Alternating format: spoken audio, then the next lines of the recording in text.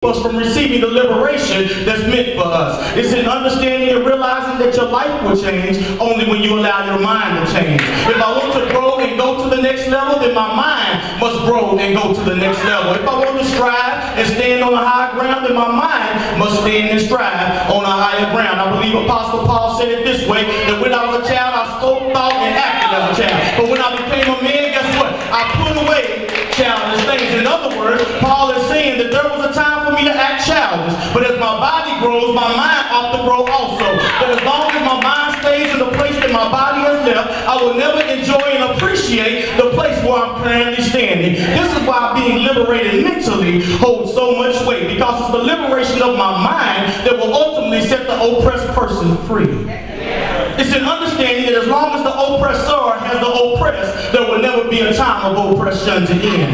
It's in our text this Sunday morning where we see one of the greatest liberation marches in history, led by a man named Moses, the legendary lawgiver, you know who he was, who was used as an instrument of God to move the crowd. Called and commanded by God to lead the liberation march out of Egyptian captivity. God had chosen him and called him to deliver his people, the children of Israel, out of slavery. And after years of preparing for this moment, he now finds himself today in the text on the cusp of being free, only to find himself stuck in a situation that would discourage him and the people from receiving their freedom. And while looking at the text, it's important for us to remember all that God had done for them up until this point. For it was God that allowed his people to multiply in the face of adversity. It was God that allowed the people to survive in the face of adversity. It was God who allowed the people to overcome in the place of adversity. It was God who even defended the people in the face of the adversity. And that's so important, Ebenezer, that when we find ourselves between a rock and a hard place, when we find ourselves hitting that brick wall, we remember all the times that God brought us to the point that we are today. And you ought to make up in your mind that God can do it for you then, that he does have enough power to do it for you now. This God of Abraham, Isaac, and Jacob has proven to his people that he was a God of his word, and that he promised his servant Abraham years prior to this was now about to come to pass in their lives. In other words, when God gives you a promise, Ebenezer, you can rest assured that that thing will come to pass in your life. I know what I'm talking about. God has a way of showing up and showing out just when we need him to. And in this text, he did just that for the children of Israel. He carries out his promise and sets them up to be liberated from a system that had them bound. The only issue was, watch this, is that Pharaoh had let them go, but they couldn't let Pharaoh go. And I don't know who I'm talking to this morning, but there's some folks in the house this morning that things have let you go, but you still holding on to it. Things have gotten rid of you, but you can't get rid of it. People have cut you off, but you can't cut them off. You ought to make up in your mind that the one that don't want me, they need to keep on stepping, because I don't really care if you don't like what I have to say. God has called me for a particular purpose, and I'm going to keep on moving. I believe it was our sister Fantasia who said, if you don't want me, don't talk to me. Go ahead and free yourself. And you want to tell somebody today, go ahead and free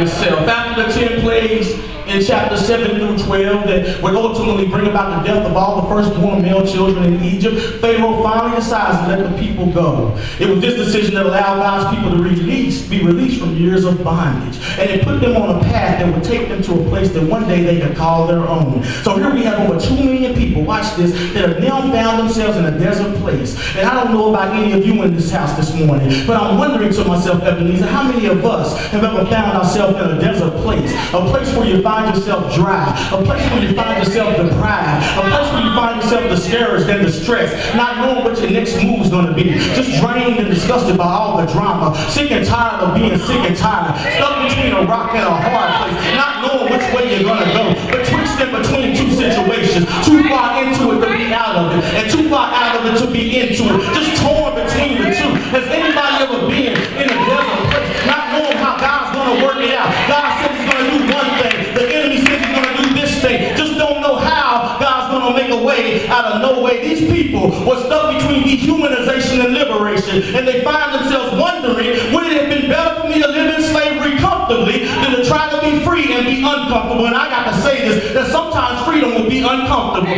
Sometimes striking out on your own will be uncomfortable. Sometimes moving on to the next level will cause you to be uncomfortable. But I believe that God wouldn't bring you this far to leave you. And if God is still in your corner, it doesn't matter what the enemy throws at you. God's going to make a way out of no way and bring you to the I believe it was our dear sister Harriet Tubman, who was also titled Moses, who said, I freed 1,000 slaves, and I could have freed 1,000 more if only they knew that they were slaves. Listen, some folks are just so comfortable. Watch this. Some folks are just so comfortable in the struggle. They're just so comfortable that they cleaned it up and put a name on it. Yeah, because anyone who is trying to liberate themselves and fail will always go back to the familiar. Yeah, because real freedom is not simply an act, but it's rather a change in a person's state of mind. Listen to the proverbial saying, Proverbs 23:7, as a man thinks in his heart, so is he. I believe it was the Greek philosophers that stole from the Egyptian philosophers, I think, so therefore I am. In other words, a human being is not a human being unless he's a human doing. Y'all get that a little bit later. These people, watch this, are stuck in a desert place, and they begin to grumble, they begin to mumble, they begin to want to give up on their dream. And it's in times like this, Ebenezer, that God will allow you to face your natural so you can see his supernatural. Yeah, he has to sometimes confuse you in order to use you. He has to sometimes lower you in order to lift you. He has to sometimes scare you, yeah, in order to prepare you. Because God will give you a story so he can get the glory. But as long as you think you did this thing on your own, God can never fully get the glory. That's why he has to strengthen you in a storm, train you in a trial, coach you through a crisis, deliver you from danger. God is an expert at taking what the enemy meant for evil and turning that thing around for your good. These people were afraid. They were afraid because they had the Red Sea in front of them, couldn't get there. They had the enemy behind them. They were faced with a why me situation. Has anybody ever asked themselves, why me? You find yourself at a place in life, you got to say, Lord, why me? I don't know why I got to go through all this, why I have to experience all this, why my family members in the hospital, why I had to get fired. I don't know, Lord, why me? Did you want me? But God said, listen, I'm letting you go through this because you're going to be an example for somebody down the road. Your struggle right now will help free somebody later. Your pain right now will help somebody later. Everything you go through was to prepare you for what God has for you. You ought to make up in your mind that whatever God throws my way, he's able.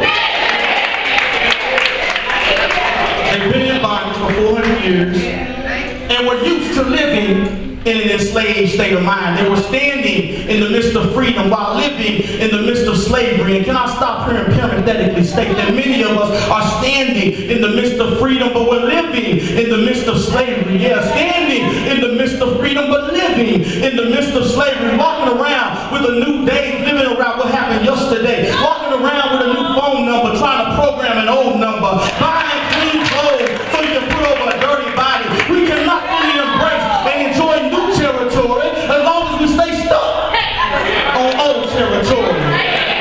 It's time for us to elevate our minds and begin to believe that if God can bring me this far in life, then I'm sure that he can take me just a little bit further. If God can bring me to this place in my life, then surely he can take me just a little bit further. If God can let me overcome this much in my life, then surely he can bring me just a little bit further. But these people who had saw all that God had done for them say to Moses, what have you done to us, bringing us out here to this desert to die? Would it have not been better for us to stay in slavery and die than to chase after this so-called freedom in this desert place and die? And that's a sad commentary, Ebenezer, for a person to believe that living in an oppressed state is far better than gaining one's own freedom. That living enslaved to what we used to be is far better than making an effort to become what we're destined to be. And I have to say, Ebenezer, right now, as boldly as I can, I'm not going back to what I used to be. I don't know about who I'm talking to, but you ought to make up in your mind. What I used to be almost killed me. What I used to be took me out. What I used to be called heartache and pain. But where I am right now, I refuse. Because anytime you make up in your mind to transition from the person you were, just prepare yourself to become uncomfortable. Why? Because new levels, you've heard it, bring new devils. And the greater the anointing, the greater the attack. That's one of the reasons why church folks leave the church so much. Because being a Christian, contrary to popular demand, is not an easy job. No, it's not an easy job. And the more you become like Christ, the more you find yourself a target of the enemy. That's why when you got saved, filled with the Holy Ghost, baptized, you said you caught so much hell on your job, caught hell in